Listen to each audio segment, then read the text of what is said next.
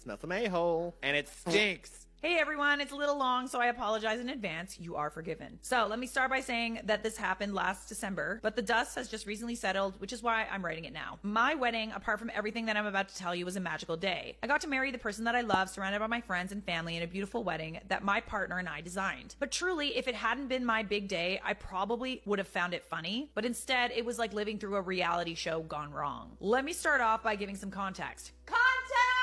I like context. I do love the context. My partner's parents never really had a wedding of their own. They got married in a courthouse. There's nothing wrong with that though, because they were pregnant and had to rush things. They didn't have money to spend on an event, so they decided to keep it simple. And they would do something big later on to renew their vows or something else.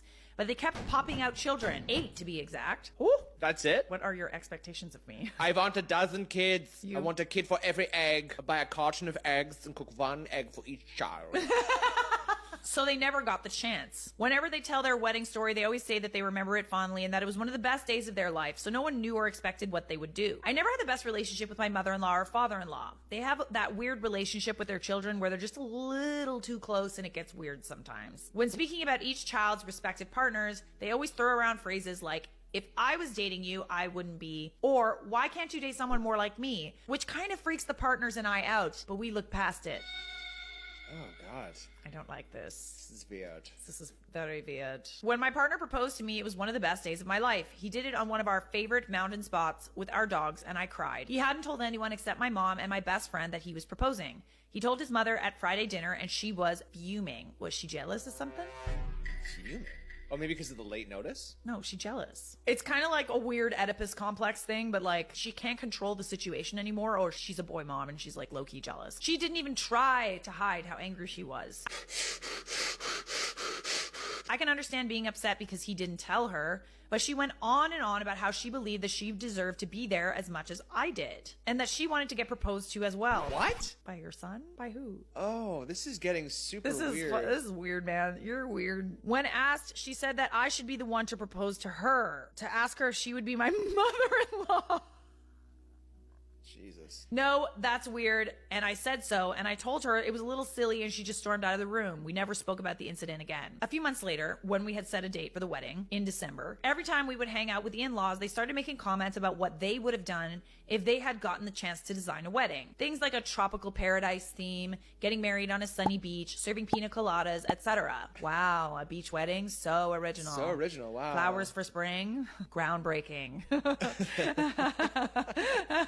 You crazy. No hate to people who get married on a beach, but it's just like she's saying it as like, oh, I'm better than you because I would want to get married on a beach. My partner and I have nothing against beaches, but we prefer the cold. So does Mike. I didn't expect that. We literally live in a fridge. I can see my breath when I sleep, and I love it. If Mike could sleep in a fridge, he would. The thing is like, if you're too cold, you just put on a blanket. If you're too hot, what do you take off your skin? You're goddamn right. So we just smiled and nodded our heads when they made suggestions. We took it as innocent comments by two retired people who have nothing else to do but look at wedding shows on TV. It wasn't until I had to go wedding dress shopping that the issues started. I made the mistake of inviting my mother-in-law and sister-in-law to my dress appointment, thinking it would be a nice way to bond. But no, that would have been too easy.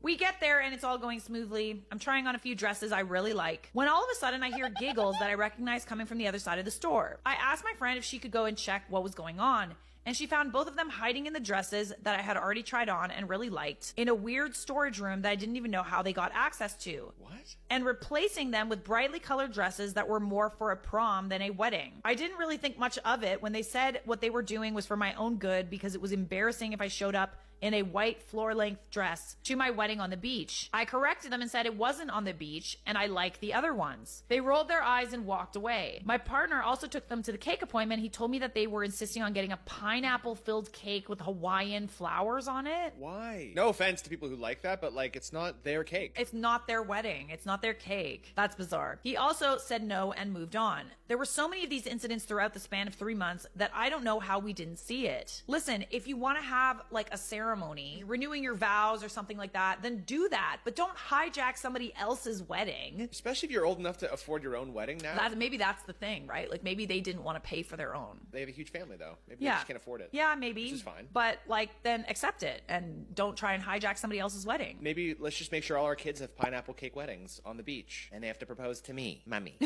Cut to the wedding and everything is just perfect. We didn't in fact get married on a beach. We got married in a snowy field. A little impractical and my dress got wet, but I had the best time. That's so cool. That is very cool. I love that. That's not very traditional, and I'm sure you suffered through it because you were cold. But if it's what you wanted, and like think about that, like white dress, white backdrop, like it would be magical. You would look like you were in like a snow globe or something. As everyone is arriving for the ceremony, I'm getting ready with my partner in a little room when my maid of honor bursts through the doors and shows us her phone. She was on FaceTime with another bridesmaid outside so that we could see what was going on. In the middle of a crowd of people wearing neutral and cold colors, I see this figure dressed in a knee-length Hawaiian dress. What is her obsession with the Hawaiian theme? What the actual Yeah, I'm sorry. You're kind of embarrassing yourself. Like, not gonna lie. Like, that's kind of weird. This is why we have dress codes. It's more to protect you from embarrassment than anyone else. It was bright red and did not fit in at all. She was wearing a sun hat.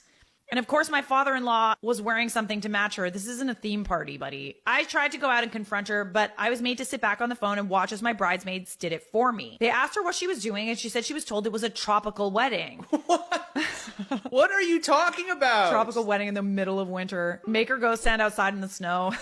So it wasn't her fault, but this wedding also needed color because I did it wrong. They kept asking her if she could change, and she kept saying no. So I just told them to leave it alone, and it was fine. This is almost as bad as showing up in a white dress to your son's wedding. Wear whatever the hell you want. You just look stupid. Yeah, but then, literally. But trying to convince people that the theme was tropical, you're off your You're rocker, the only buddy. person that showed up in a tropical garb, in tropical attire, and you're like, oh, I didn't get the memo. You've had a few too many Mai Tais. The ceremony went by easily, and it was literally the happiest I've been, but obviously didn't go without incident. I found out later, before I walked out, my mother-in-law tried to walk out before me by herself with a bouquet she got out of who knows where because she wanted to make sure the walk was perfect for the bride. I don't understand. Doesn't the mother-in-law walk anyways? Does she? Sometimes, yeah, the parents Yeah, will, the parents will walk with the groom. So she wanted to walk by herself. Jesus. I hope she got frostbite. Just kidding. I don't wish harm on anybody. Same thing happened with my father-in-law. He kept trying to stand next to my partner at the altar. So close, he kept pushing him over as if to move. His best man had to physically pull him to his seat. During the walk down the aisle, they both kept talking loudly and voicing their disapproval of my dress, makeup, hair, decorations, etc. What are you doing? Oh, dear Lord. This is how to ruin your relationship with your son 101. Making it about you and not about them. Swallow your pride. Do what they want to do because it's their day, not yours. And fucking grow up. I would think twice about having a relationship with these people. Like, they're borderline, like, screws loose, you know what I mean? They were also told several times to quiet down, which only pissed them off more. They audibly gasped when we skipped to the part where someone objects to the marriage. They loudly asked in the middle of the ceremony if I was really that insecure that I had to cut that part out.